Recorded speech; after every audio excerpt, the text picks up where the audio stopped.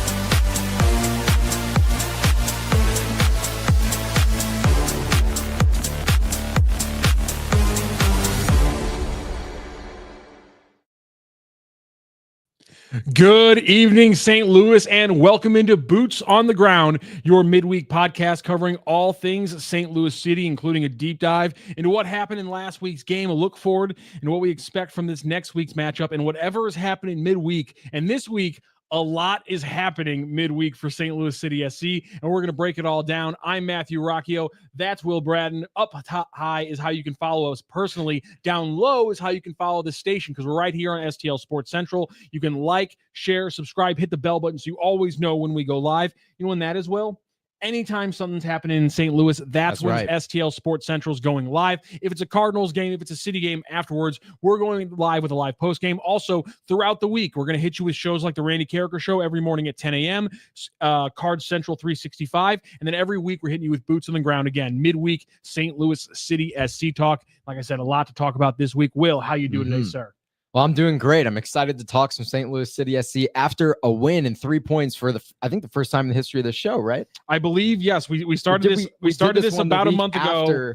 Oh my God! Did San Jose we game, not cover? Yeah, I think we might have covered the San Jose game a little bit on the show, but yeah. I guess you're right. This is the first time we really went into the week talking about a win or talking about a game, and now we're coming out talking about a win as well. It's kind of uncharted territory for Boots on the Ground a little bit. Yes, and Rock, I hate to bring it to you, but you're going to be forced to show a little bit of optimism in this episode. You're not going to have a choice. I can't show optimism. City forced your hand. No, we're not going to talk about the playoff standings. So I didn't say that. I just said a little optimism. So I will be able to show plenty of optimism because we're not going to be talking about the playoff standings or anything like that. By the way, you can also jump into the chat here on the live show. We're live right now on YouTube, so you can always jump into the chat. In fact, Samuel Howe says 3 wins is known as a streak. They have been known to happen from time to time. Obviously, the old Major League quote from the manager, Don Brown there. Can they get 3 in a row? I don't know. But that's the only way we're ever going to hear the word playoffs again on this show. So let's roll on. Let's get into our show because we do have a win to talk about, and that is a 2-1 win over Portland. And also, we have acquisitions to talk about. Fayu Fall has been confirmed. We talked about him extensively in an episode 2 weeks ago, but we're also going to be talking a little bit about Mr. Fall today as that transfer went final earlier this week. But we have to dive into what happened over the weekend, and that was a 2-1 win for St. Louis City SC facing off against the Portland Timbers. It was a 2-1 win. It was a big one, and obviously Energizer Park was rocking that entire match. Yeah, Energizer Park was, honestly, given that it was rainy, given that it was also hot, and it was a kind of a, it's sort of a work night, you could say, because it's a Sunday night, yeah. But it's a 6 p.m. Sunday night soccer matchup. I was a little worried the attendance wouldn't be great with how poorly the team's form has been, but the attendance was pretty good. Yeah, the weather was terrible. It ended up being about probably 75-80% full. Obviously a sellout. Every match is sold out for the rest of the season, I'm pretty sure already. So that's going to be every match. But the question is whether or not people actually put their butts in the seats, and they did. And it was loud. It was energetic. When Cello scored that second goal, the place erupted. So that was very, very nice to see. Going through the rewatch, one of the big things we said in the post game was that's the most complete game. That's the best we've kind of seen from St. Louis City SC. I think that's still true, but the rewatch did kind of tamper some of my excitement from that game, because as you rewatch a few things, well, I saw a lot of things that are exciting. There were a lot of problems that did kind of eke out and did jump out when we were doing the rewatch. Yeah, absolutely. And we're going to get into some of that in excruciating detail, as we always do here on Boots on the Ground. There were some defensive moments that we'll definitely get into. And, honestly, I think the attack was good, but it wasn't their most prolific attacking match by any stretch for me. But it was a good attacking performance. The midfield and defensive situation, especially in the midfield, is kind of what we're going to have to get into to overshadow some of the joy, because that's what we do. We do the realism here on Boots on the Ground. We have to talk about the ways to improve. So we'll get into that in just a little bit for sure. And also we have to let me go a little bit hog wild with some graphics. And so here's where I'm going to get a little crazy with my graphics today, because usually we like to break down the passing networks. It gives a great little view of the team. In fact, if I want to, I can throw up the full game passing network from St. Louis City in this match. I actually don't think it's that it doesn't tell that much of a story of the match, in my opinion, because you look at it there, it looks exactly what you would expect. And attacking for a back four with Thomas Totland pretty high up there on the right side. And then you also have your midfield essentially running, the pivot with Wallem and Wallem+Ostrak. We're kind of switching out, doing different things, trading in and out and things like that. So you can see a very base run there from St. Louis City SC. But I wanted to jump into some graphics that show you why this isn't the best way to look at what we saw from St. Louis City SC. And so I actually have the passing networks, and this is our friend over at McGlackbot, and this is an incredible resource. If you're a big St. Louis City SC fan, jump on, follow him on Twitter, follow him on Blue Sky. He's an incredible resource for the passing networks he puts out, and he also has an app where you can break this stuff down into the minutes. So what I actually have broken down here on the screen for everybody is it broken down into the first half, minutes 0 through 44, then the first 20 minutes of the second half, and the last 25 minutes of the game. And as you can see here, when you actually break down the halves and things like that, now we get a real look on how St. Louis City SC played. And so here, we're going to roll through a couple of these graphics and show some of the things that jumped out to me that were kind of odd about this game, that really need to show you the different way this game was played. First things first, Cedric Teuchert's positioning as the quote-unquote right midi in that 4-2-3-1. Right. Look, especially in the 20 minutes after they came out in the second half. He is a central striker. That's where we know where Cedric Teuchert wants to play. He wants to play in the center. One of the biggest things we talked about in the post game, and one of the things I strove to find in my rewatch was, why did we think Cedric Teuchert had such a good game? How did he get all of these touches in the box when he struggled so much? For me, one of the main reasons is positioning. That is a guy who was constantly and consistently, even more so than Klaus, was centrally placed, and a lot of times he was the furthest left attacker of the strikers, not even on the right side. And so really, this shows right here in these first two slides, or these first two on the screen, really where Cedric Teuchert was. I think that was a huge factor when you look at these breakdowns. Yeah, and you have to remember that's his average positioning, and it's so central in that period. That means he had to have been spending a lot of time on the left side to even out to being towards the middle. And obviously, so go ahead. That's huge. And obviously he's not in the third one because he gets subbed out. But we will be talking about that one, because that one also looks pretty differently. The next one I have circled is João Klaus. And the reason why I circled Klaus is because you can see for the entire first half where Klaus's average positioning is, which is very deep in the central midfield. And you're going to see a couple screenshots from the game a little bit later on. And in those slides, you'll also be able to see just how deep João Klaus is playing. And really, the entire first half, just note after note for me, was this is one of the most aggressive false nine games we'd ever seen from João Klaus. There are 5 or 6 different times where clearly a set play where City got the ball from Berkey to Klaus to start off the attack. And they ate up the entire defensive half. They got the ball forward, and usually what it was Klaus was winning the header. He was either winning the header and knocking it down to Teuchert or Hartel, and then already up in front of them was either one of the other players, so that's one, and then Bescher and Hartel, or the other ones, right? Bescher, Totland, and the other one were already running. So they always had at least 3 players running high.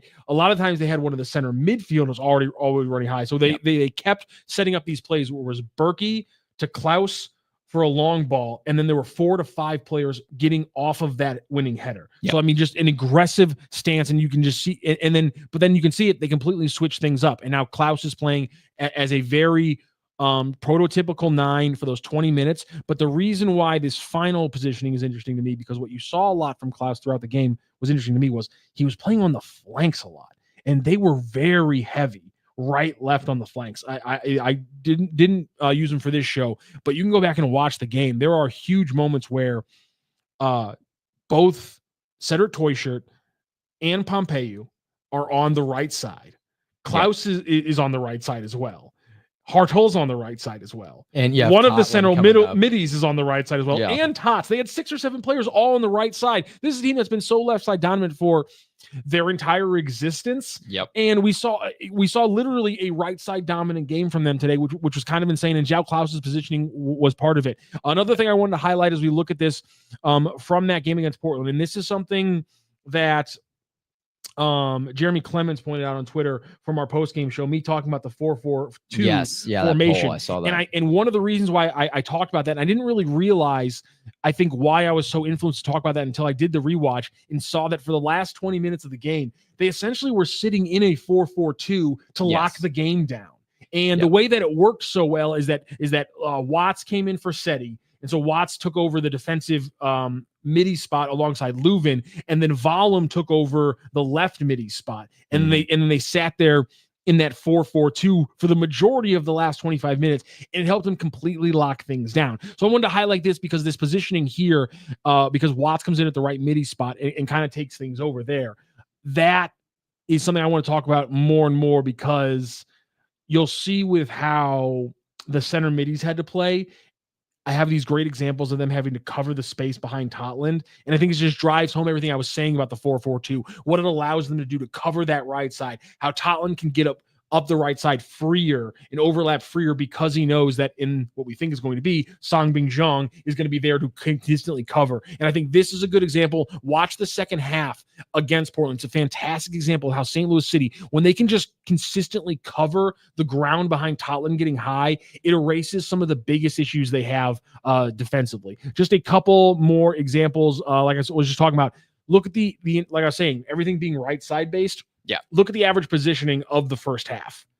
Look at how there's 6 players. Really ever seen that. That's insane. We've never seen a 6 player consistently getting up on that side. That's both center middies. That's 3 of your attackers in Hartel, Klaus, and Toyshirt, and then the 6th one is Tots. 2 middies, 3 attackers, and a 6 player is your defender, all getting up on that right side. That's unbelievable. We've never seen that kind of right side play from St. Louis City.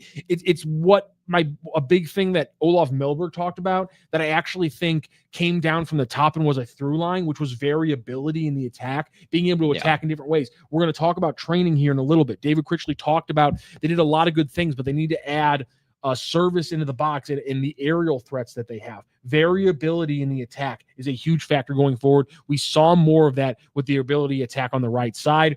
And the last thing I wanted to focus on was, as we move forward into some of our other topics, is the positioning of Thomas Totland throughout this game as well, because you can see he's the second highest player on average for St. Louis City in the first half, behind only Cedric Toyshirt. And then in the second half, consistently either deep like a classic defensive fullback would be, or right up in the midfield where you expect him. But he's right in line with a Roscoe, so not that aggressive. So I think it's interesting how you can see St. Louis City play in a very different aggressive style in the first and second half. But still, they got 2 goals when they weren't being super aggressive all the time with Tots, and I think that's interesting. Yeah, I think the positioning of Totland and also almost the positioning of Klaus to an extent can be kind of attributed to the fact that St. Louis absolutely dominated possession in the first half, whereas in the second half they did not. Portland almost evened the game out in possession by the end of the match because they dominated possession so much in the second half, which was kind of by design. You know, Cedi kind of allowed that to happen, but that's part of the reason Tots' average positioning is so high was because Cedi was spending so much time. I mean, it was like 70% field tilt in the first half. They had spent so much time in Portland's end of the pitch. And again, that evened out a lot more by the end of the match, because in the second half, Cedi were playing a little more conservative. And I would imagine that Critchley was kind of upset about a few of the things that we're about to get into with the midfield kind of being broken down. And I think that's kind of why we saw that change in the second half. So it's a great segue. My last graphical example is the positioning of the midfield in these three graphics, because again, average positioning. So you have to kind of imagine, the 3 or 4 points around this spot where they're going to be. But look at how they're bunched up together and on the right side for a lot of the first half. Then you can see how they kind of stagger themselves to start the second half and are more middle. And then in the last 25 minutes, they're more to the left. And that's because pick any moment in the game, just go to Apple TV and scroll around every 10, 12 minutes. And you will most likely see across 5 or 6 times, both Wallem and Ostrak just wildly overloading the left and right side of the pitch. And I know that was a big part of St. Louis City's game. I'm not sure if that's going to be a backbone of this team, overloading the flanks right like that, but it sure as hell was a key thing against Portland. And while it helped them control the ball and helped them create a lot of moments, it didn't necessarily help them create the winning moments. But nonetheless, I thought it was successful. But to your point, it was also the thing that almost bit them in the ass a lot of the game. Yeah, it was definitely something to pay attention to. And I think that's why it's such a great segue into kind of the City circuit segment we're going to get into in just a couple seconds here, because we're going to be looking at this defensive midfield pairing and kind of some of the drawbacks and limitations of a Konrad Wallem and Wallem+Ostrak midfield double six pivot, whatever you want to call it, pairing in the midfield, central defensive midfield pairing, whatever. They did a great job on the ball and in possession, in my opinion. I thought they were very, very good, especially Wallem+Ostrak was incredible at breaking lines and progressing the ball using his feet. And they were also distributing well and finding the simple pass to Marcel Hartel, who could find the complex pass to break another line. And that's exactly what you want out of your CDM. That's what you want out of your Chris Durkin profile player. If he's on the pitch at any time, he's looking for Leuven or Hartel to make the more complicated pass. And so I think they were great on the ball, but off the ball, Rock, we had some issues, and I know you are itching to get into these because these were frustrating in the moment. But when City won the match, it kind of took back some of those punches. But we need to talk about this because this is the type of issue that certain profile of teams will completely dismantle. And Portland did that. They should have had multiple goals off of this. Now, to be fair, FC Dallas, in my opinion, is not a team that's going to exploit this all that much. They sit in a low block. I don't think they're going to be the type of team that exploits this, besides in fast-paced transitional moments. They might sit in a low block, but they cause problems in that low block. Their PPDA, we're going to see here when we get to the preview segment a little bit later on in the podcast, their PPDA is shockingly high for how low the block usually is. Yeah. But let's get into that. You're talking about that. So speaking of what you were saying, yes, it was the best game, but to the point of the graphic, it's a low bar to clear when we're talking about what the best game for St. Louis City SC is going to be, what like a top game is right now for them. So it's kind of a low bar to clear.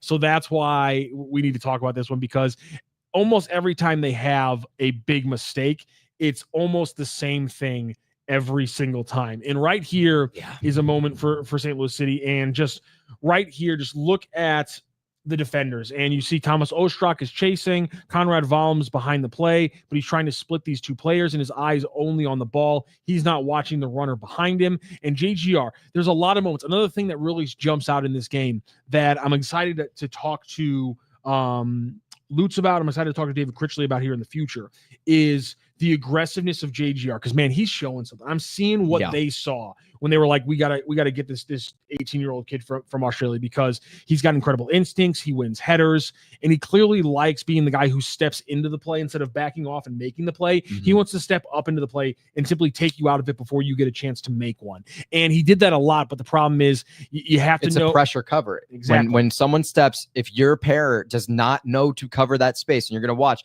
Yaziel Orozco should be taking Yaro's man, and Yaro should be sprinting into that black circle Rock has highlighted. I honestly, it's just classic pressure cover, which we've talked about on this show honestly numerous times. I think in this case, it's just a case where JGR has to understand that he has to sit back because you can't let this player dribble to the top of the 18 and take a shot. Well, he has to get that's in on closest Ostrak and space. that's on Ostrak and Wallem. Yes, but they've been beat, so he has to step. I think my and thing, then my Yarrow thing has here to is cover as a result. Yarrow has to cover I think that Yarrow has to slide to cover the ball.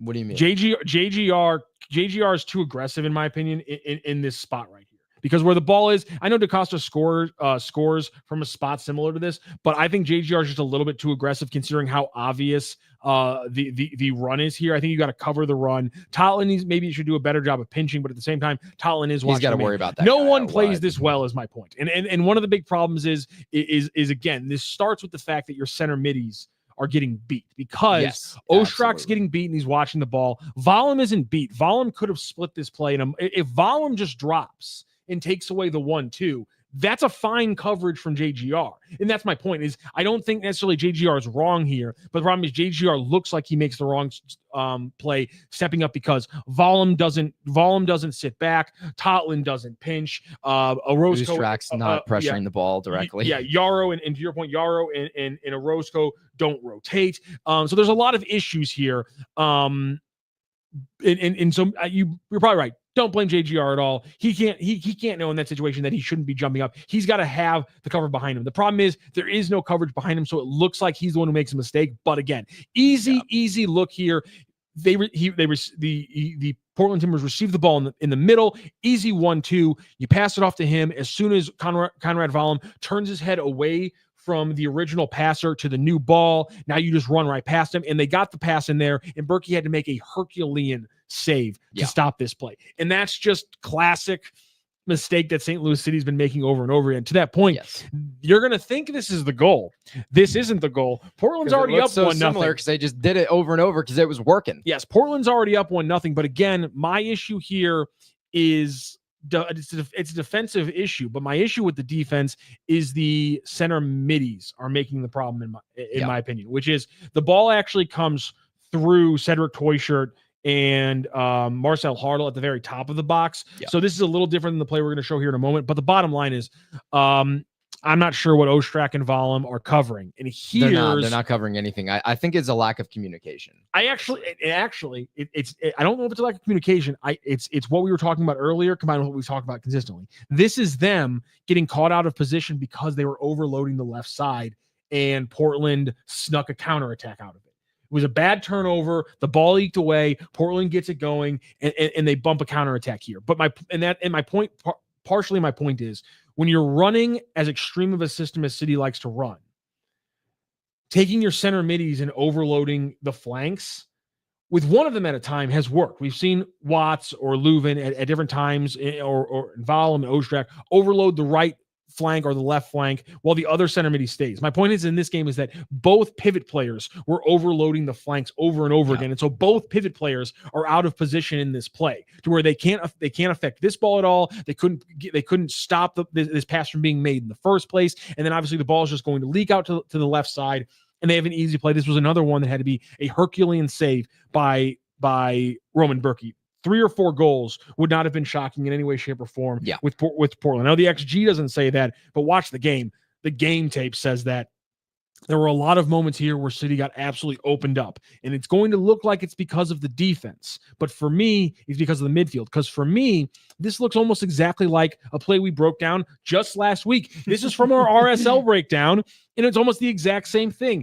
Ostrak and Wallem aren't really marking anybody. Wallem could be. At least they're not flat in this one, but man, this is just like they're both ball watching. If you look where they're looking, they're just staring at the guy with the ball. Wallem, for some reason, doesn't cut out this pass, and it just slices right through. And again, you have the left back there with all this green to run onto. It's one of the few times that Totland's actually back in his position. If he would have been up, it actually would have been better, ironically enough. But this is just another example of them slicing everything through the middle. And the reason why I highlighted these ones is because, yes, this is also what created the goal here. This is also what created the goal for DaCosta, is that this team is just slicing things through the middle. You're lazily running back from the central midfield, and that's going to lead to easy goals every time. St. Louis City's lucky they only let one get scored on Roman Berkey. Not because it would have been Berkey's fault. He's making these incredible saves. Any of these 3 plays could have been goals, and it wouldn't have shocked me, and I wouldn't have blamed Berkey one iota. Yeah. And look, here's the thing. Josh Yarrow and JGR is your starting center back pairing. Yeah, you have to be better in the central midfield when you have that, pairing in the back line. Now, to their credit, they've both actually played pretty well their last 2 matches. So I'm not necessarily dogging on them. I'm just saying that when you don't have Timo Baumgartl, you don't have Henry Kessler, obviously Fall is not here yet. You don't have Joachim Nielsen. When you don't have your best center backs, you don't have the room for error to be caught being lazy like this. Good teams will make you pay when you do this, and Portland did that numerous times, and they should have scored more than just 1 goal off of it. So it has to be better from St. Louis City's Wallem+Ostrak and Konrad Wallem defensively. Now, again, on the ball, I thought they were really, really good. They were. I thought it was Wallem+Ostrak's best game in the history of his time with the club. Absolutely. In terms of on the ball. And honestly, I think that outweighs his defensive issues in terms of, I think that was his personal best match he's ever played with St. Louis City. But it has to be better quality if you're going to continue to beat good teams, especially on the road. So that's I don't know. That's the number one thing for me going forward is those little moments have got to be cleaner, because those are the types of things where it's one mistake and it's going to ruin your entire good performance. Compliment sandwich. We talked about how great they were on the ball. We talked about how bad they were essentially in defense. Now let's talk about how some solid defense, something that I've been talking about a lot into why the current 4-2-3-1 is such an interesting formation when they play it with the inverted inside forward on the right side with it, whether it's Cedi or Simon. Totland gets so high, and then there's always that space in that area where teams can attack up their left side behind Thomas Totland. If you look at the field map from this game, that was the biggest area of green, was that area behind Thomas Totland. And one of the ways you can cover that, though, is with solid play from your central midfielders. And that's why I wanted to pull up 2 quick examples of that. And this is from a quick moment here in the 8th minute. And we saw this multiple times, but really quickly, you can see it right now. The breakout. Thomas Totland is so high up the screen, so high up the field that he is off the screen right now. But Ostrak is sitting right where he's going to be, and he actually retreats to this area, received a pass from Josh Yarrow.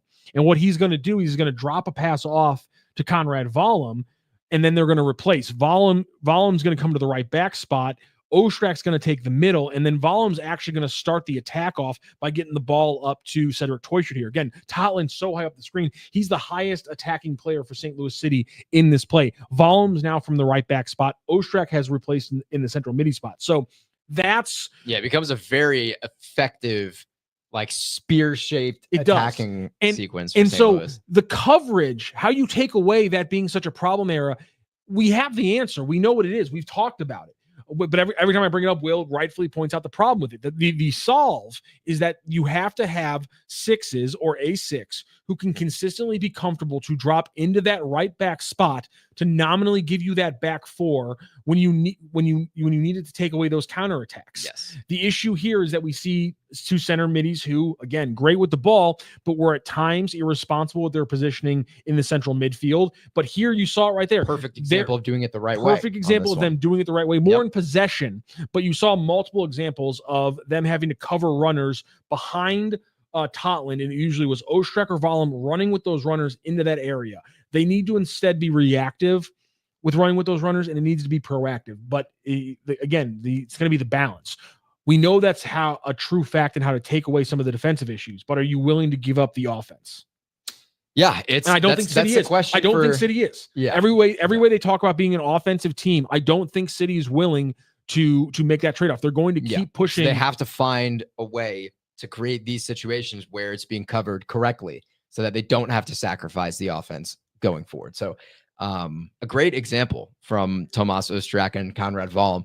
And this is the type of thing that you get out of a guy like Chris Durkin, who's like, this is his bread and butter, is being that central defensive guy who's he's going up like I just talked about a little bit ago. He's going to make the simple pass. He's going to get it to Edu. He's going to get it to Cello, and then he's going to play in his conservative spot and just be a defensive playmaker and a stopper. And that's what you need. And Konrad Wallem, this is a perfect example here. And Ostrak, I want to shout him out for playing off of it correctly too, by jumping into that central space and being an option to swing the ball. Or even to make a line-breaking pass. So it's just really good stuff in that example all around. Yeah, everything on the flanks this game was really good, but this team needs to get better centrally. Yep. And I think obviously a big part of that is they don't have Henry Kessler and they don't have Edward Leuven. Those are two extremely important players through the spine of this team. And when they get them back, these issues will get a little bit easier. They'll get a little bit simplified. Well, you're going to be happy this weekend. We'll talk about that training takeaways, I'm sure. But Edward Leuven possibly getting some minutes this weekend. We'll talk about that a little bit sooner. Yes, we will. But until then, we're going to actually, instead of looking forward to Friday, we're actually going to jump around here forward to July 24th and beyond, because Will Bratton here is going to get a little nerdy with some graphics of his own. And he's got some roster projections both for the summer and the winter to look at. So we're not just talking about 2025, ladies and gentlemen. We're talking 2026. We're into the future now on Boots on the Ground. Will Bratton, take it away. Yeah, so Rock, I've built my own roster profiles, and this is something I've had since like last winter, since like December.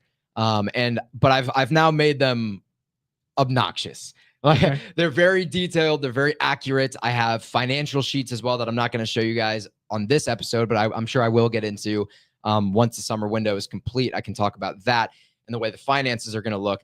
But I did want to go ahead and pull up what we're going to be, or what I think we're going to be looking at this coming summer. And I'm not sure where. What happened to your graphics, buddy? I don't know where it went. Pull them back up. I'm going to have to re-upload it really quickly because Will my graphics always gives me crap for going crazy on the graphics, go. But he actually is the one who's going wild on it now. We got to take away mine so that Will can add his. Oof. Okay, we are mess there. We are getting heady. We are getting complicated. Will, all right, walk us through what we're looking at here. Right here is you're looking at kind of what you see when the MLS releases roster profiles, except you're seeing all of the details in kind of excruciating detail here. I'd say so. So you're going to see the player names on the left. You're going to see their age, and that age, by the way, just so you know how meticulous I've been with this sheet, just so you don't think I'm lying to you, those ages are plugged into a system that automatically puts their age and by me plugging in their birthday. So it automatically populates their ages and updates them daily. So I've really taken this a little too far. Yes, you can see their roster designation: player, designated player, TAM player, U22, homegrown, and then status. So if it's blank, it means they're just a normal player. They're on the roster. Things that could be in there are short-term injury, long-term injury, season-ending injury, on loan, loan player. On loan means that they are not playing on the roster right now. They're playing for a different team. Lone player, Conrad Wallem, is the only one at the moment here. Devin Paddleford is expected to join, as you can see on that sheet as well. Lone players are ones that are playing for us on loan from a different team.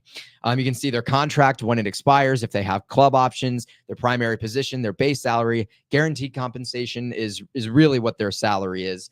And then if they occupy an international slot. And on the right-hand side, you can see these also auto-populate on the right-hand side. International slots, if they have an asterisk next to their name, it means that they're not actively using that slot because they're not actively on the roster. So Selmir Pedro, Rasmus Alman, Jabulo Blom are not occupying an international slot. St. Louis City have 8 international slots right now. 2 designated players. The caret by Marcel Hartel's name and Joel Klaus's name means that both of those players are protected because of the size of their transfer fee. And did so you guys know it's called a caret, like the little hat? It's called a caret. Caret key. It's called a caret. Yeah. And then U22, we know what those are. And then your unavailable players. Now that it's all explained, let's get into this one for the summer, and I'm going to talk about the one in the winter as well. So this is what I'm expecting that we're going to be looking at in this coming summer. So this is post-summer window, and you're going to notice there's one blank line in there below Wallem+Ostrak. And it doesn't necessarily mean that that's where that player is going to slot in. That's where I put it. Okay. But that is because I'm expecting Joachim Nielsen to move on this summer. I'm expecting the team to go a different direction than Joachim Nielsen. And so that's that last blank there. And I'm expecting a 6 to get signed into that spot, which is going to make you happy, Rock, because I know you've talked a lot about this team needs a 6. So I'm excited to see this team get a 6, but they don't need a big number 6 though, because Durkin, is Durkin. He might not be in your long-term plan. His contract expires this year. Has an option. I think is Durkin in your long-term plans? He's been injured a lot. And he loses the cheap factor because he comes off the U22 this year. Yeah, and he's expensive. Yeah, that's fair. Okay, I'm cool with it. So you're looking at potentially a 6, and after this summer, not a lot's going to change. That's super unexpected. You're going to notice Songbin Jung is now going to be on the roster. You're going to notice Devin Paddleford. You're going to notice Falu Fall. And the only departure really to note here, our beautiful mugs are actually covering up Devin Paddleford. Our apologies to him. Yes, that is true. Devin Paddleford is in fact on the bottom left there. You can see where it says lone player. Yeah, that's Paddleford. Yeah. You're also going to notice additions to the supplemental roster, though. And the key thing here that I want to mention is... Got some news today on that. Yes, Caden Glover. I want to see him. He has not played a single minute this year. He's not even trained with the first team. I would love to see him get a loan down to St. Louis City 2 for the remainder of this year, because that's going to open up another roster slot where you can plug in Yaziel Orozco, you can plug in Devin Paddleford, and you can plug in Mekhi Joyner by loaning Caden Glover down. So you don't have that question mark anymore that we were talking about on Twitter this morning of if Yaziel Orozco is in fact confirmed to be on the supplemental roster, that, what happens to Mekhi Joyner? Because Devin Paddleford is already rumored to be a done deal. He's coming here on loan. So that would fill the last 2. Well, you loan Caden Glover down, then you have your spot for Mekhi Joyner. And that's the easy solution. When Devin Paddleford goes back to Minnesota this coming winter, because I'm sure they're not going to let their only homegrown go. When he goes back to Minnesota after the season ends, then you now can have Caden Glover back on your supplemental roster like normal. His loan would be over. So it makes a lot of sense, and it's very good work by Lutz Pfannenstiel, and it's very good work for the upcoming winter, because you'll notice on that last one that I just showed you, and I'm going to go ahead and load up my winter one now, is that a lot of players are in contract years. A lot of players are in contract years. So it's going to be a very busy winter, and that's why I want to give a projection into this winter. And this is where things are going to get really spicy. This is another final look at the summer one is what we've got pulled up here. So you can see Tyson Pierce is the only player that I've kept off roster. Miggy Perez is still sitting in. That's because you hate playing youth players, right? Yes, because I hate playing youth players. Just want to establish the reasoning. Outside of Mekhi Joyner, Devin Paddleford, Joey Zielinski, Akil Watts, Jay Reed, Yaziel Orozco. 22-year-olds are not youth players. I mean, U22 is considered youth in MLS. I don't consider that youth. Shocking. I disagree with a roster designation by the MLS. Yeah, shocking. Right. Crazy. Holy crap! Who would have seen that? First time on this show. So this is our last look at the summer. Yes, last look at the summer, and I want to go ahead into the winter because this is where things get very fun. All right, here's the winter. And to answer this question from Bill Reloaded, is Lutz in trouble? No, he's not for me. And also he also managed also asked earlier, is ownership cheap? And I'll say no, because we just got Falu Fall, which is a record, arguably not reported, but Bill, you screwing with me, Bill? Fee. You yanking my chain, Bill? I feel like you're yanking my chain, Bill. I feel like Bill's yanking my chain.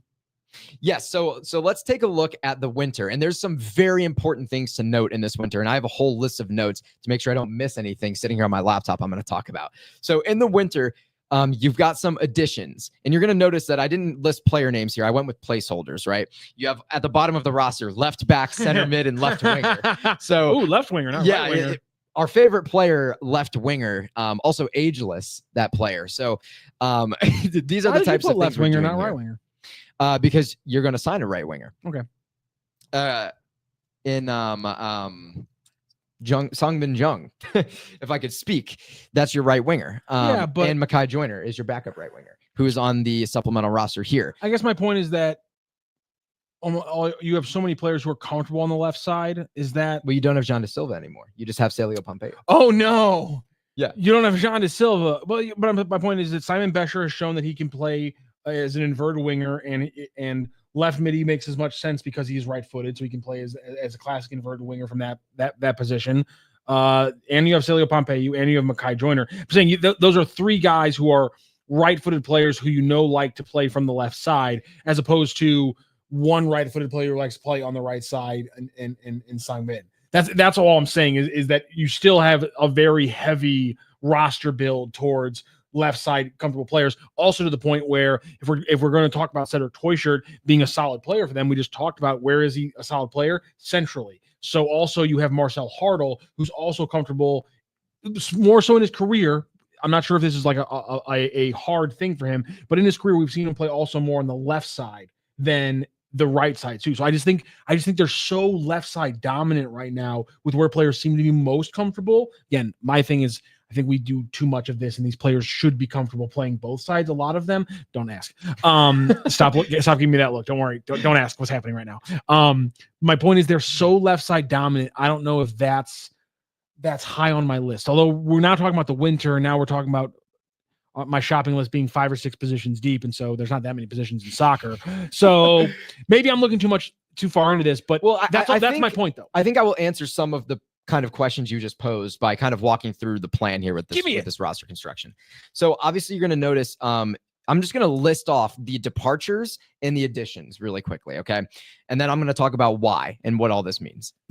So in the winter, you're adding a left back, a center mid, a left winger. You're adding Miggy Perez, and you're re-signing Roman Berkey and Ben Lunt. Those are new contracts for those 2 players because they don't have club options. Your departures are looking at Rasmus Alm, Jabulo Blom, Alfredo Morales, Selmir Pedro, Jean da Silva, Conrad Valm, his loan will expire, don't purchase it. Jaden Reed, Akil Watts, Josh Yarrow, Devin Paddleford, his loan will expire, which won't have a purchase option, I'm sure. And that's it. So that's a lot. That's a lot of names, right? That's like 8 or something departures and 6 signings or something like that.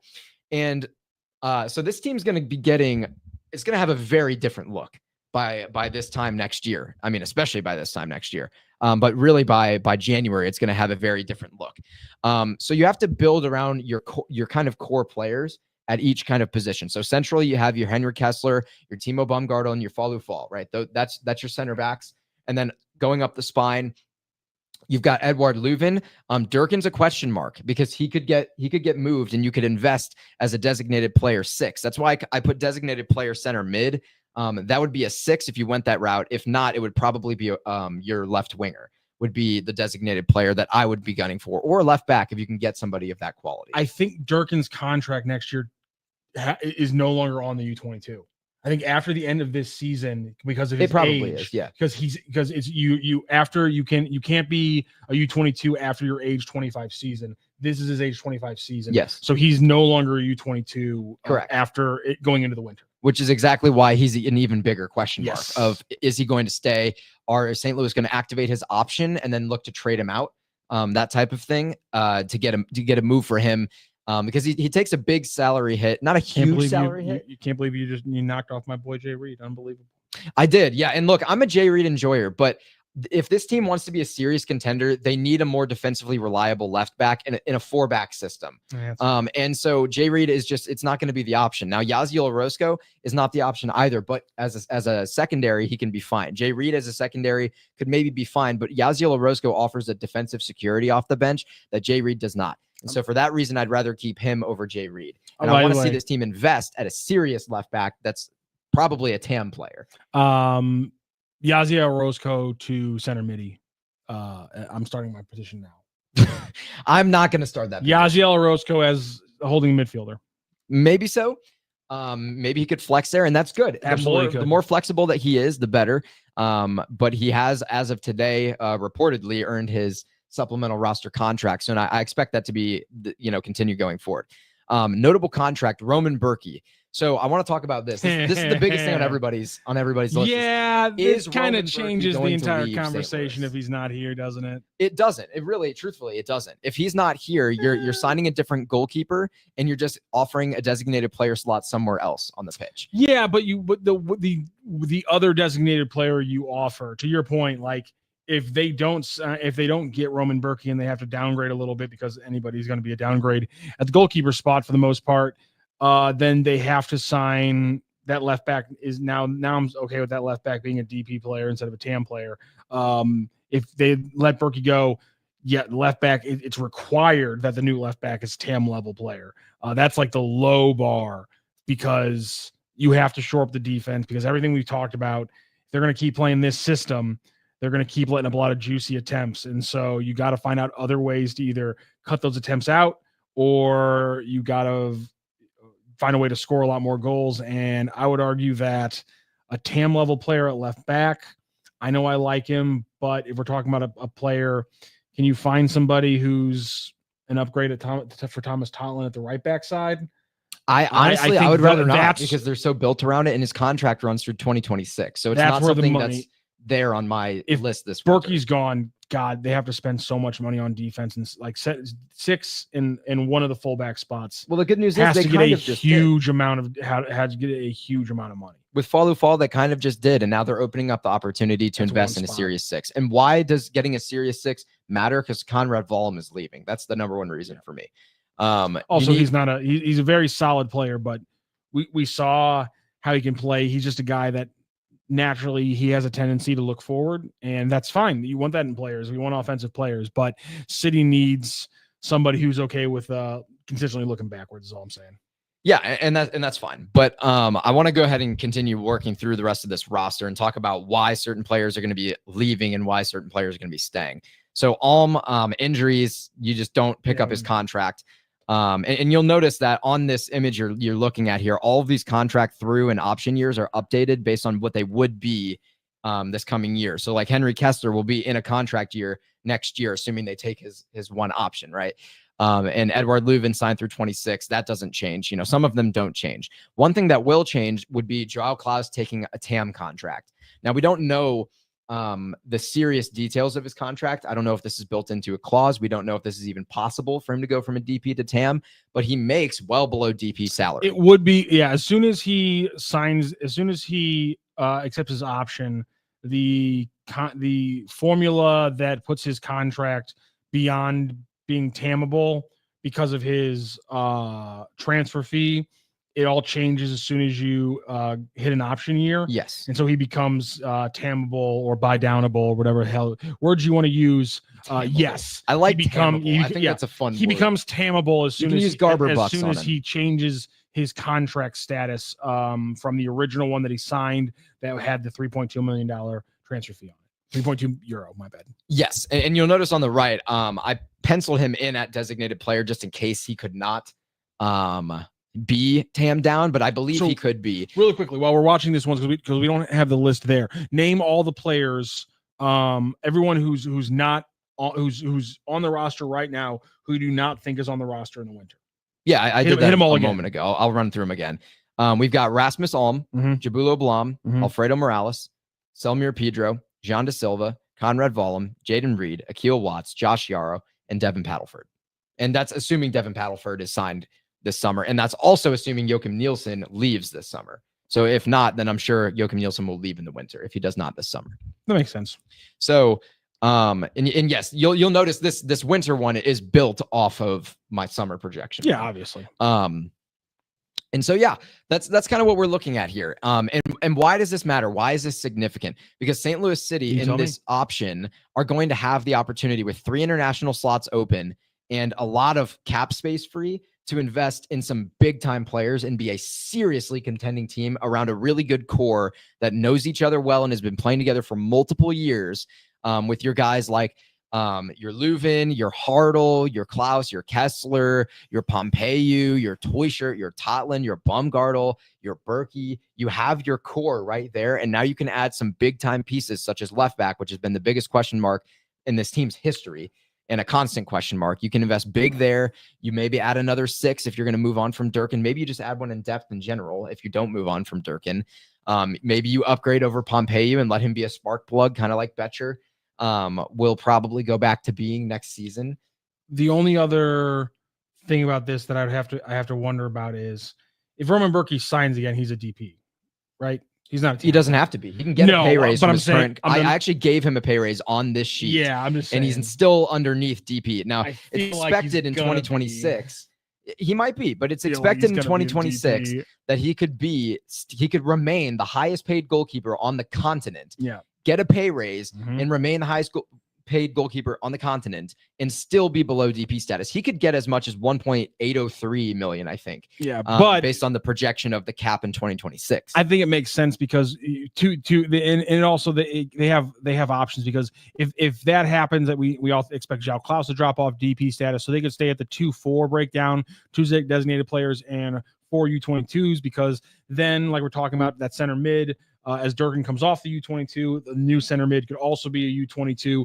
Or if Berkey stays as a TAM player, they open up the DP slot with Klaus also becoming a TAM player. Now you have that DP slot open, or they could even do something completely different, which is with Durkin coming off of the U22, they could completely switch to the 3-3 model of 3 DPs and 3 U22s. And if they could give Berkey a DP and they could sign another one. That's probably the least likely of the avenues that they will take. But the bottom line is they could of the 3, I think. I'm not saying it's minute chances, but of the 3, I think. Okay, I mean, I think that it's very likely they go back to the 3-3 next year. What about that sweet I don't think it's going to take a DP contract to keep Roman Berkey in St. Louis. He just got engaged to someone who lives in the Midwest. Huh? You and I disagree on this one because I think we can disagree. That's okay, but I'm very confident that Berkey is going to stay. I'm very confident he's going to remain the highest paid goalkeeper on the continent. And I'm very confident that it's not going to take a DP contract to do that. Now, they might give him one. Is there a single goalie in Mexico making more than that? I don't think so. I'm pretty Mexico, pay your people more. That's pathetic. They do get paid. Just goalkeepers typically don't get paid a lot. Pay your goalkeepers more. What are you doing? No wonder you sometimes lose to MLS teams, you goons. What are you doing? You should never lose to MLS teams. Pay better goalkeepers. Something like Lord, MAX.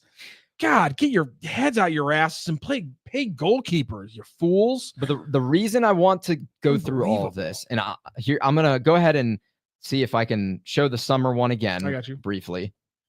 I think my connection on my laptop has completely gone out, so I can't change anything anymore. So Rock will have to do it for me. But summer one being shown, my laptop did in fact completely lose Wi-Fi, so that's unfortunate. But the summer one, we're looking at a progression of the things that we're expecting, right? We're looking at some young guys getting added to the supplemental roster, and we're looking at some players that can tide you over from now until the end of the 2025 season. And then in 2026, you're looking at that winter projection that I just showed. If you could show that one really quickly again, which is one more unfortunately we cannot, but that's okay. One more progression of that where now you're looking into your serious investments of how are you going to take that group, keep your young players that are effective on your supplemental roster. The bottom line is you're seeing and be a competitive team. You're seeing just it's a better roster. I mean, that's significantly better. That's the long and short of it. It's just what you're showing us from the roster today through the summer and into the winter. It's a better roster, bottom line. And there's one final thing I want to say on this whole situation. And why am I even talking about this? Because Lutz Pfannenstiel has been getting a lot of crap lately. And the front office in general. Is the front office cheap? Is Diego bad at his job? Is Lutz bad at his job? We can shut all of that down by based on their current roster construction, no. And the fact that they've put themselves in a position to succeed, I would say no. Now, there's still the ability for them to screw that up royally should they sign terrible players, this coming winter.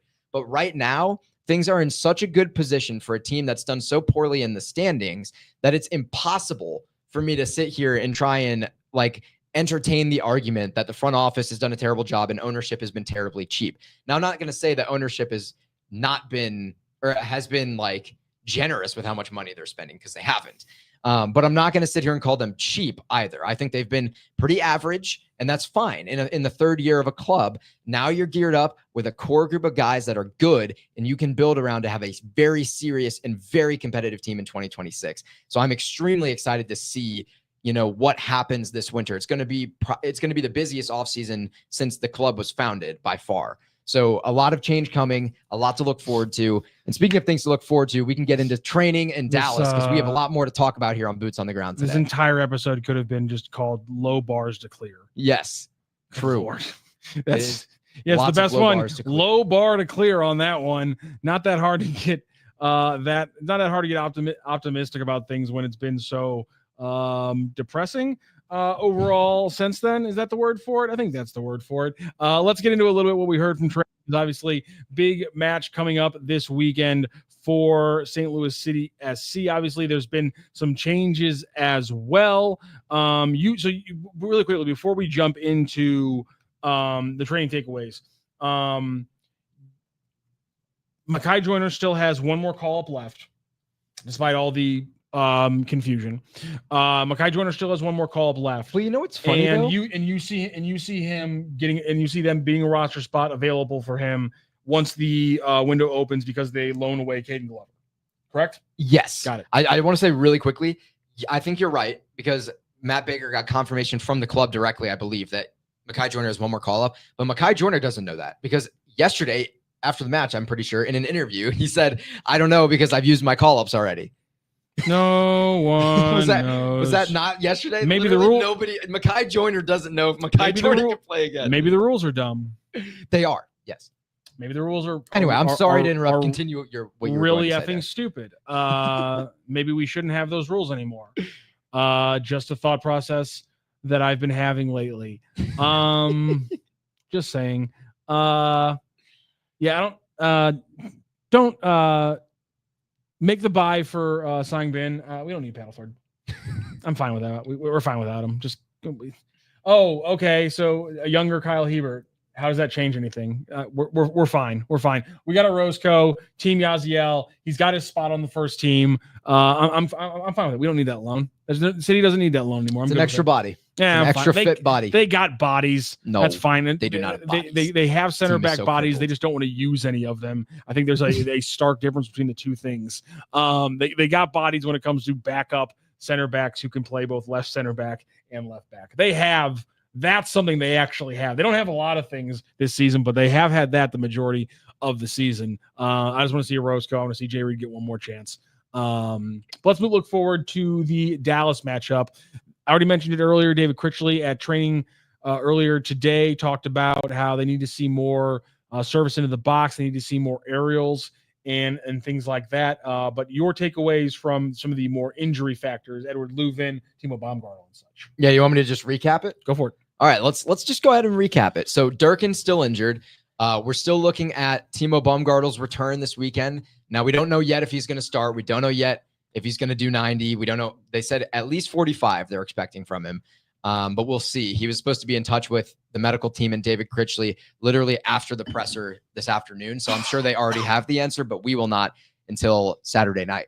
But Chris Durkin's still out. Edward Leuven will be traveling with the team. Now, how much of a role he plays is unforeseen, and it's completely up to how Wallem+Ostrak and Conrad Wallem play. He's playing at least 25. You think he's playing at least 25? Yeah. He's not going to start. We know that Conrad Wallem and Ostrak played so well that you have to start them again after that. They just want a match for you. I think Timo's starting. The way I think so too. I think he can go 45. And I also think Simon Betcher is starting because he mentioned in the game begging plan, for Timo to start. He mentioned in the game plan about getting balls wide and finding your aerially dominant players in the box like Klaus and Betcher. So he kind of insinuated a Betcher start over Cedric Teuchert in this specific matchup between these two teams. So that could be something to watch for sure. It could be over Celio. We've seen it. Could be. Yeah, it could be. We've seen that. I think it's definitely possible. But if you take Celio out, then you lose your guy who's able to get balls down the flanks and get crosses into the box. They've shown they've been okay with that. Well, then you have to. Yeah, then you have to start Jay Reed. 2 weeks ago, they literally started. They started Simon and Cedi. I don't think that's something. Yeah, that's completely not out. That wasn't when you had a double six of Conrad and Ostrak because Teuchert was playing the 10 sort of. Because Cello is playing the 8. I think it's completely live for them to play that one because they don't need anybody. They don't need Yazi to get up the left side because they're okay with Simon's okay with coming back and getting the ball on the left flank more because he then can take the ball and get onto his right foot from the left side. Whereas on the right side, because Tots is up high, he's naturally more centrally inclined. Hence, Cedi being on the right side, Besher on the left side. We've seen it already, and with the game Cedi just had, it wouldn't surprise me that much. At the same time, why Celio and Simon, partially one of the main reasons is Celio's really shown himself as a crosser this year. That's one of his best things, and he's been doing it from the right side. In fact, one of the most interesting parts about the Portland game is that all the times that Celio did overload the right side, and he put in a bunch of beautiful crosses, obviously with his right foot because he is a righty from that right side. But he's also been one of the best crossers in the entire league from the left side as he cuts inside to get onto his right foot. So a lot of good crossing aspects from Celio, but at the same time, the good game and the aerial aspect makes me think maybe Cedi, makes me think Cedi as well. I'm not sure. This is going to be a tricky one. I think we know what the back six is going to look like, but I have no idea what the front four is going to look like. Yeah. Well, I know what 2 of the 4 is going to look like. It's going to be Cedi and Hartel or Klaus and Hartel. Klaus. But I don't know. This is It's an intriguing one. Huh. But he insinuated a Betcher start. I don't know about so this I think we will get a Betcher start. Yeah, I think you're right about Betcher. But the question is, who gets benched? Is it Pompey or is it Toyshirt? Oh, I don't know about this. So this will be a very fun conversation that we'll have to think about for Saturday. I wonder if the overloads on the sides are just so crazy to me from this Portland game. And I have no idea if it's going to be something we see from them consistently, or if that was just part of taking advantage of Portland's 3-4-3 base formation, where Forey and company, who had a terrible game, like to get up on those flanks a little bit as the wingbacks. And if it was just taking advantage of that space over there on the wings, or is that something they really want to start doing for teams, is overloading those flanks and forcing defenses to kind of stretch out, maybe leave themselves vulnerable for the switch? I'm not sure, but I'm kind of excited to see if that's something we see going forward. Yeah, definitely should be very, very interesting. One of the biggest things going in this past week against Portland that I wanted to talk about as we look forward to the matchup against Dallas was the play of Marcel Hartel. And obviously he had two incredible goals, but I really quickly wanted to take a look at some of the passing, or just one passing moment from Marcel Hartel. This is just something I want everyone to look at. This is indicative for me of a lot of things, because Marcel Hartel right here in the center, there's Cedric Toyshirt. And where's Cedric Toyshirt? Oh, wow, he's on the left side centrally. Shocking. And look, where's João Klaus? Wow, he's deep in central midfield. And where's Thomas Totland, as high as all the attackers? This is how Cedi actually plays. Just like, if you're like, what is City's formation? Throw out any numbers.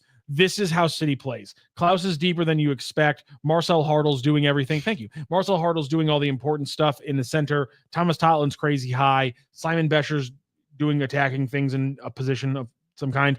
And Cedric Toyshirt is most comfortable centrally. And Marcel Hartel playing this through ball.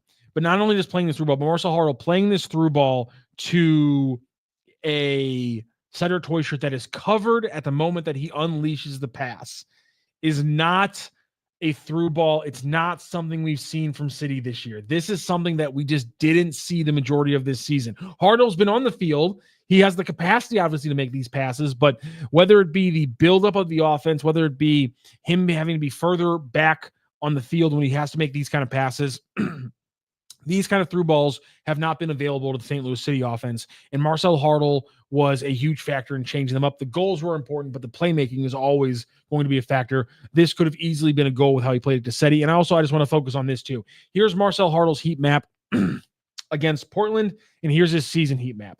The big thing isn't necessarily where he's been touching the ball offensively this entire season. We know he's always getting the ball. It's whether or not he can be as effective in those factors. But here's the thing. So there it is. There's a hot spot there on the left flank. There's a hot spot there on the right flank, and there's a bunch of other stuff as well. But look at the difference in his season heat map. Look at all the hot spots in the defensive areas of the pitch, in the central circle of the pitch. Look at all this space that Marcel Hartel had to touch the ball, had to carry the ball. The chains have been and broken. Then look at last week, the chains. He has been free to do whatever he can do, and what he can do is sling incredible passes like this one, and what he can do is score 2 goals and help you win an entire freaking soccer game. That's what Marcel Hartel can do, and I expect to see it more when they face off against Dallas. It's going to be a tricky matchup against Dallas, because let's take a look really quickly from our friend again. McLackbach has these incredible graphics. One of the ones that he puts together is these team profiles, and we can see the team profile right here with Dallas, with St. Louis City and Dallas, and you just see Dallas is better in pretty much every facet of the game compared to St. Louis City, and even the pressing factor. St. Louis City 27th percentile. Dallas, again, they're not a high pressing team, but this year they're still sitting at a more pressing team than St. Louis City the majority of the time. 48th percentile. St. Louis City, the only place where they're better than Dallas is set pieces, and they're just as good as them in the counter. Everything else, possession, they're both not very good teams, so that'll be an interesting factor for this game as well. But I think that's different for St. Louis now. Yes. I think their possession numbers as of late are probably better than Dallas's numbers. Yes, I think that's true. Season long. And their pressing is probably about even. If you had to pull, I agree with that. City's getting better. If you look at especially in the first half against Portland, the PPDA was crazy low. But I mean, Dallas for the most part, a better attacking team, a much better defensive team, better at duels, and better with box efficiency. So this is going to be a tough matchup for St. Louis City SC. And I don't know if they're going to be able to sit in some of the areas they were able to against Portland and just take their time. And I know, again, my point is, I know it's not a heavy aggressive team, but this is I was going to say higher or lower, but I don't want to screw it up. Their PPDA is lower than Portland. So they press even more than the Timbers do, based on the numbers. Yeah. And so we will not see as lackadaisical of a defensive pressure from Dallas. And so I have a feeling we're going to see a lot of differences in how St. Louis City needs to attack it if they are going to score multiple goals. Although multiple goals haven't really been the problem with St. Louis City. Multiple goals have been like for the last 5 weeks. The big thing has been not letting up multiple goals. So I guess the question is, can they stop the Dallas offense and maybe score and maybe win another 2-1 match? Yeah, Dallas loves to just sit super deep and allow you to just walk the ball up. And that's why their PPDA is so low, because it allows you to take that space so quickly. And then as soon as you enter their half of the pitch, they pounce on you and they force those transitional moments where your back line is so high up at midfield because they allowed you to walk the ball up for free. They pounce, win the ball, and they can do one line breaking pass to Pitar Musa, who's an absolute beast, by the way. He's huge. And he's a baller. He's a great player. They also have Lucho Acosta and some very talented, quick players. They love to just go those quick out of nowhere presses, force a turnover, slot a ball through, and then they find Pitar Musa or something like that to get the finish off. They also love to sometimes win the ball quickly and dump it to the corner and then just hit a cross in almost immediately. So their possession sequences aren't always super long. Their PPDA is pretty low as a result of their defensive posture as well, just inviting you in. They're like, yeah, sure, just walk the ball up. And then when you enter our half, we're just going to be all over you. So it's going to be very interesting for St. Louis to manage that, especially without Edouard Leuven on the pitch to help kind of break that initial line of press when Dallas decides to jump. Yeah, absolutely. It's going to be a tricky matchup for St. Louis City SC. As always, the big question is going to be, under David Critchley, not necessarily can they score, but can they score while keeping their shape defensively and not getting beat on the back end? I think it's going to be a tough one. Listen, Roman Berkey has not had a clean sheet since he returned from injury, I don't believe, and I don't see it happening this weekend either. Yeah, with the attacking quality that Dallas has, I doubt so as well, but I also think it's a very winnable match. I think St. Louis, they've scored so many goals. It's hard just not to have a lot more faith. And I know this is crazy talking about St. Louis City this year with only 4 wins, but it's just hard not to have faith that this attack with Edouard Leuven getting in at the end, with Klaus on the run he's been on, with what we just saw from Marcel Hartel, Wallem+Ostrak, the fact that the defense, while can be exposed at times, is better overall. Timo Baumgartel getting added to that. Everything we just saw, like I just said, from Wallem and Ostrak, it's hard not to have some positivity and think, yeah, you might be playing a game kind of on the edge a little bit by the skin of your teeth, but there's no reason not to think that City can't be playing in a 2-1, 2-2, 3-2 match with Dallas this weekend. Yeah, I mean, absolutely. I completely expect it to be a multi-goal game. I don't expect any kind of 1-0. I don't expect any kind of 0-0. Sorry, Roman. Yeah, it's two very attacking heavy teams. They don't defend super, super well. They like to attack quickly. I mean, this is the recipe for an MLS, very typical fashion, high scoring game. And of course, Fayu Fall announced to start the week. What we are confident in saying is now, if not the transfer record, at least right next to João Klaus's original transfer record for St. Louis City SC, upwards of $3.8 to $4 million. Fayu Fall, the 21-year-old Senegalese center back, is joining from Fredrikstad in Norway. This is his third club since he's left his native Senegal. He went to Stade de Reims in France. I'm sorry for butchering that. No, I'm not. I don't care about French people like that. Then he went to Fredrikstad in Norway, and now he comes to St. Louis City SC, where he can actually wear a stylish fleur-de-lis. Another shot at France. True. Or fleur-de-lis, as Cam Jansen likes to call them. So Fayu Fall is on his way to St. Louis City SC, and I think this weekend is a great game to watch that. And remember, as St. Louis City's back line gets split across and a through ball comes right through it for a Dallas attacker, just think, soon there's going to be a 6'4" giant there to deal with that. Maybe that's not going to happen as many times. And also at the same time, when you see Roman Berkey ping a pass right to João Klaus to start an attack, say, hey, he's going to have somebody else who can do that with him. That's what we're looking at, because unfortunately, unless they win like 10 games in a row, We're not saying the P word anywhere on this show. We're just, the new P word on this show is potential and projection. Those are the P words on this show. Roster projection. And that's what we've been talking about today. A lot of potential for Phi U fall, a lot of projection for the winter roster. None of the other P word. I said it once or twice to start the show. Nothing after that. You know what, Rock? Don't you say it. No. I agree. I agree with you. I'm not gonna piss you off another P word. Hey, there we go. Too much by talking about that postseason, whatever that word we won't say that happens in the postseason. That one. That is another P word. You're on thin ice. I'm cutting it close. You're on thin ice. I didn't really mean for that. Will Bratton's on thin ice. We're over an hour. This has been Boots on the Ground. You can catch an audio-only version of this show tomorrow on the Lou Information Station live from 3 to 4 p.m. Other than that, we will put this up as a podcast version as well, wherever you get your podcast. You can watch it on YouTube whenever you want. Make sure to like, share, and subscribe here to STL Sports Central. And join us for this weekend. We'll be having the postgame as St. Louis City faces off against FC Dallas on Saturday evening. So stay with us for Saturday night, and we'll be right here for a live Boots on the Ground, for a live City Central postgame. The post game is not called Boots on the Ground. We'll be here for a live City Central post game on STL Sports Central. This has been Boots on the Ground. That is Will Bratton. Follow him at Will Bratton STL. I'm Matthew Rocchio. Give me a follow on the X at Rock STL. And again, make sure you like, share, subscribe, hit the bell button here for STL Sports Central. This has been Boots on the Ground. Hope everyone has a great week, and we'll look forward to talking some more St. Louis City SC next week around this same time. Have a great day, St. Louis.